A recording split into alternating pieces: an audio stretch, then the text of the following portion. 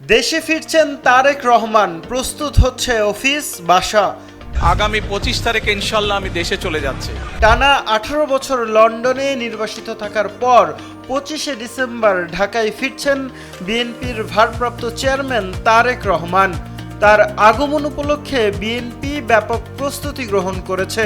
প্রস্তুত গুলশান এভিনিউয়ের 196 নম্বরের বাসা। বাহির থেকে যতটুকু দেখা যায় তাতে বোঝা যায় কড়া নিরাপত্তা জোরদার রয়েছে বাসাটিতে।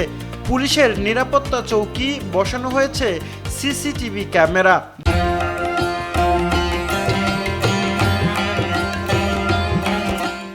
বাড়িটির প্রস্তুতি নিয়ে আরও জানালেন বিএনপির মিডিয়া সেলের সদস্য আতিকুর রহমান রুমন।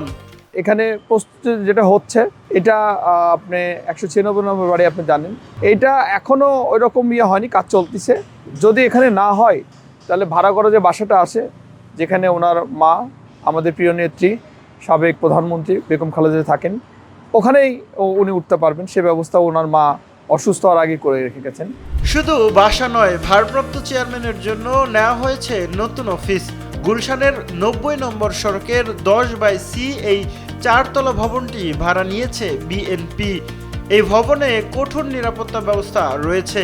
এখানে দোতলায় রয়েছে ব্রিফিং রুম, অন্যান্য তলায় বিভিন্ন বিভাগের দায়িত্বপ্রাপ্তদের বসার ব্যবস্থা, থাকছে বিএনপির গবেষণা সেল। আমাদের অফিস এখানে ফার্স্ট ফ্লোর, সেকেন্ড ফ্লোর এবং থার্ড ফ্লোর ফুল ফেজেই আমাদের এখন অপারেশনাল মোডে আছে। আমাদের দলের অ্যাক্টিং চেয়ারম্যান দেশনায়ক তারেক রহমান দেশে আসার পরে এখানে কি কি অ্যাক্টিভিটিস হবে ফুললি একটা স্ট্রাকচারাল ওয়েতে তখন আমরা ফুললি জানতে পারবো এবং আপনাদেরকেও আমরা বলতে পারবো। এছাড়া বিএনপির চেয়ারপারসন বেগম খালেদা জিয়ার অফিসে তার জন্য রাখা হবে আলাদা চেম্বার। সংস্কারের ছোঁয়া দেখা গেল সেখানেও।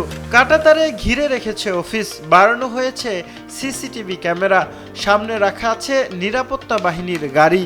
তারেক রহমানের জন্য প্রস্তুত সব। এখন অপেক্ষার প্রহর গুনছে সবাই, কখন ফিরবেন প্রিয় নেতা তারেক রহমান। Sheikh Nasir Uddin, Daily Sun, Dhaka.